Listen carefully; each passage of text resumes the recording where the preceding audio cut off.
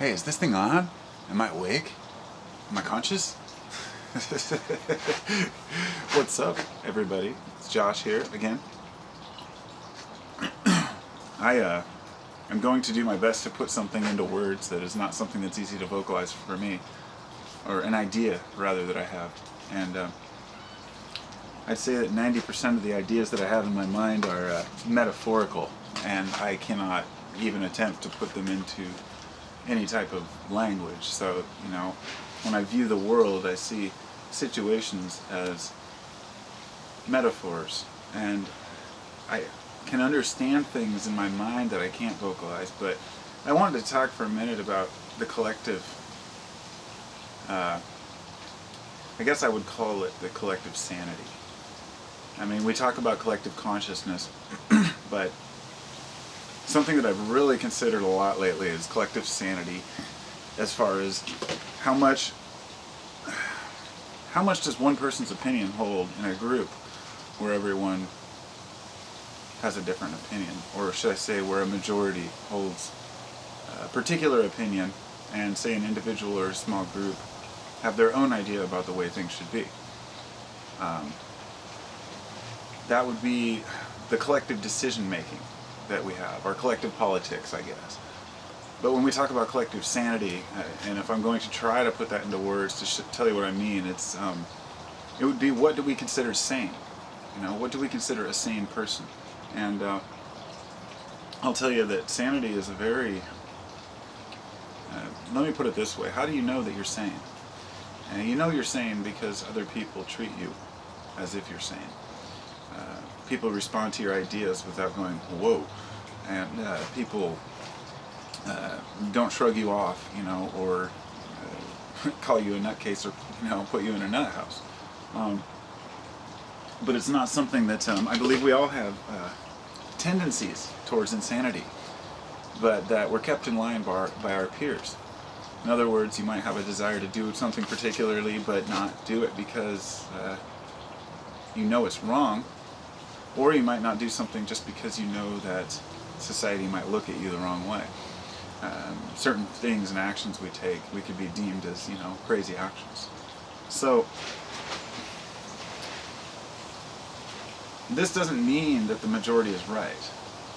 This is one of the hardest things to try to get across, is that the majority is only as accurate as the information that's given to the majority.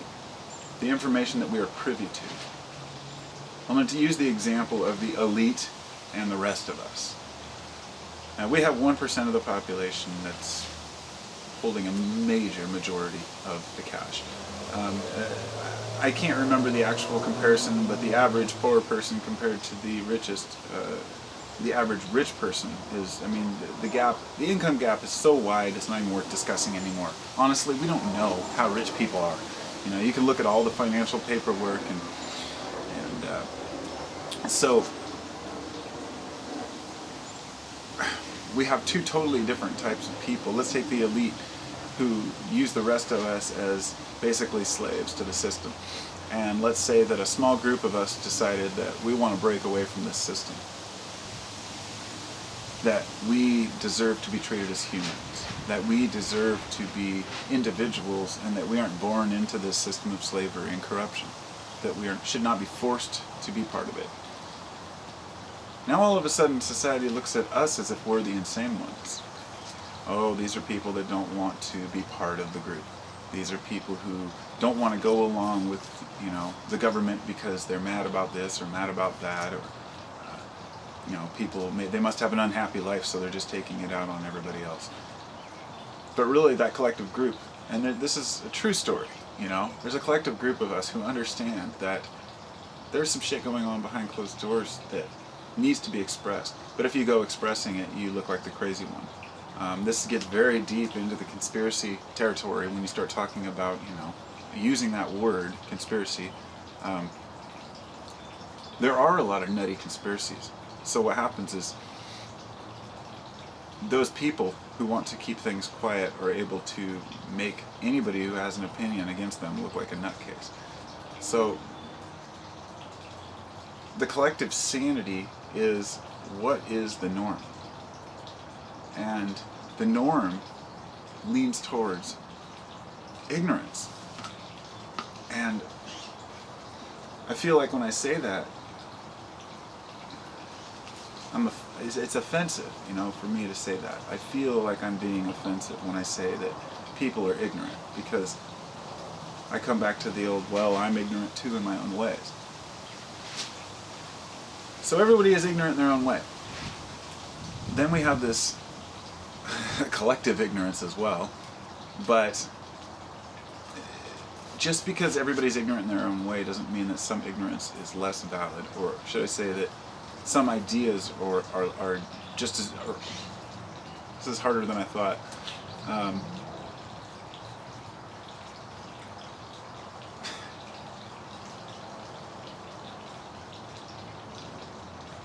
Well, I guess I really can't put it into words, not that part anyway. Damn, it's hard to talk in language, This is why I love taking psychedelics, because you can communicate with a friend just by a gesture or an idea, and you know what the person is talking about. It's that glimpse into that nirvana, that is the collective insanity, which is the collective sanity. In other words, the psychedelic experience is insanity that leads to a perfect grasp on sanity and what really matters. So under the influence of mushrooms, let's say psilocybin, I see the world as it is. I see all the connections. I see how people fall for authority and how people look to people as if they're superior just because they're wearing a suit or a tie or they have a badge.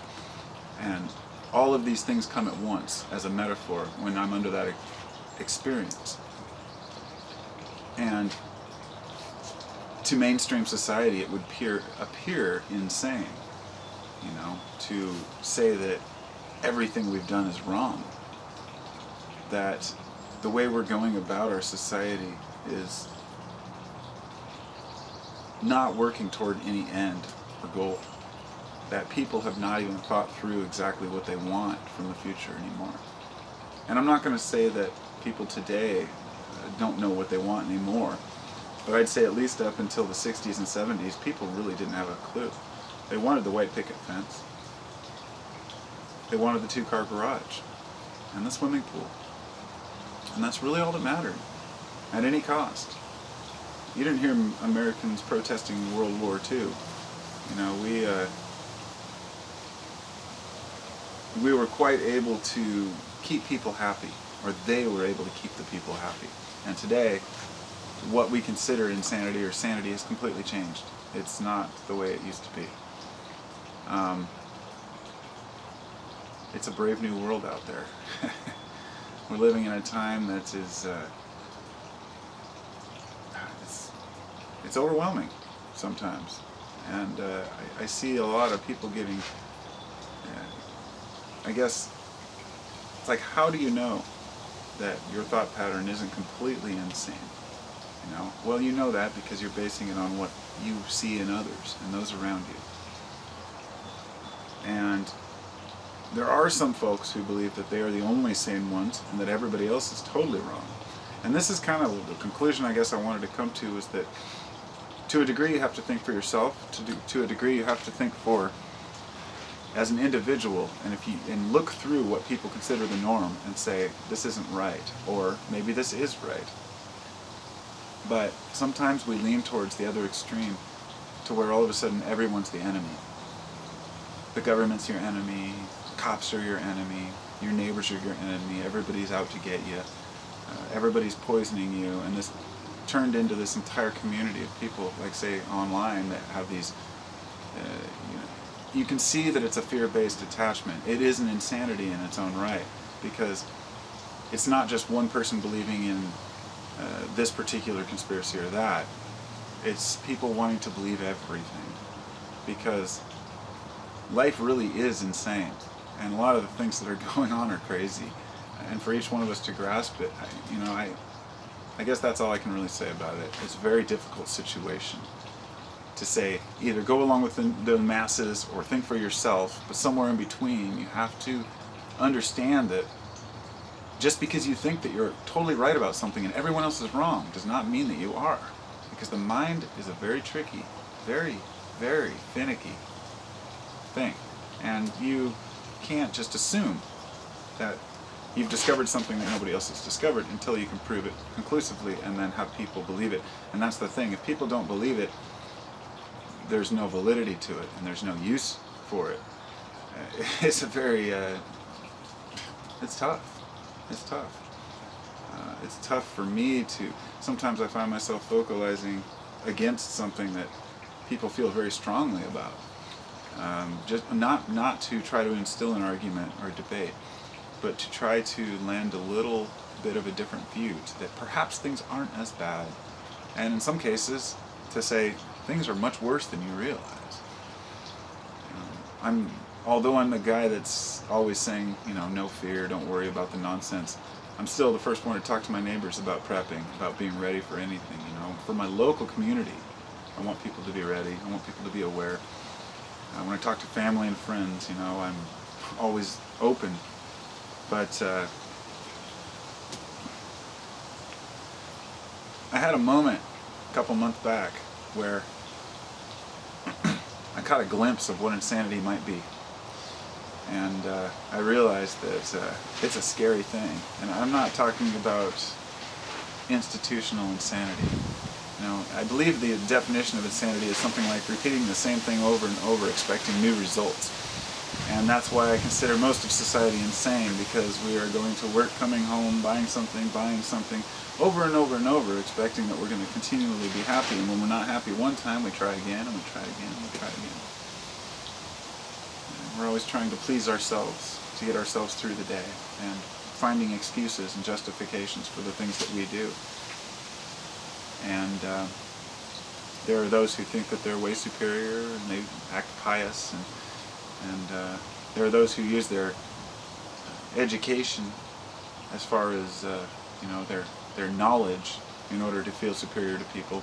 There are others who use their language skills to make people feel dumb because they, for example, somebody puts a heartfelt YouTube comment and somebody just, all they can do is say, oh, learn how to spell, because it's a superiority complex that some people have, and it's very difficult to get past. But I guess what I'm saying there is that, we're all a little bit crazy, and no matter how much we think we've got it all together, I think that, there's nobody that wakes up in the morning and doesn't put their pants on one leg at a time, except for those who don't wear pants. Or those who can jump really high, I guess. Or those who have one leg. But, yeah, it's a nutty world, and I really try to keep a balance and keep myself moving forward without getting bogged down with all the nonsense, because too deep of thinking just drives a person completely bonkers. I know that I seem like the kind of person who's probably thinking all the time about random stuff, and a lot of people say, oh, I wouldn't want to be in your head because you're always thinking. But that's really not my life at all. I do a lot less thinking. I don't do the fanatical thinking like I did when I was younger. I'll go through a process in my thought, and I'll be like, I need to put this on a video. So I make a video. And once it's over, I go back to doing whatever I'm doing. And I'm just in the moment. And I've been working on this for a while, Being in the moment is kind of a joke, because people are like, live in the now, live in the now. It's like, okay, what the hell does that mean? It's like saying be the change. I get really tired of the little trick sayings and stuff, although I know that they're motivational and helpful for people, but really, be the change, what is the change, And everybody needs to just kind of figure out what works for them, We're all fucked up. I'm not going to go as far as to say that we're all damaged, because that would infer that we're somehow imperfect. And I know that in many religious contexts we are considered imperfect, sinners, or born into sin, or perhaps we are living through these karmic phases or past life, all these different beliefs. But my belief is that we're born perfect and that we live perfect. It's a choice. It's not something that's cosmically given to us. I don't believe in cosmic karma. I've been thinking about this for many years, okay? I do believe that karma has a place, but I still don't have a firm belief that anything I did in a past life will affect this life, let's say, for example. I've thought about this a long time, so it's not like I'm just, you know, I don't know, getting way off subject now. There's a bird here, and he's trying to steal the dog food, but he sees me. It's this blue jay. He's been coming around. He creeps up to the dog dish, and he eats the dog food. He's a crazy bird. He's insane. No, he's too smart for his own good.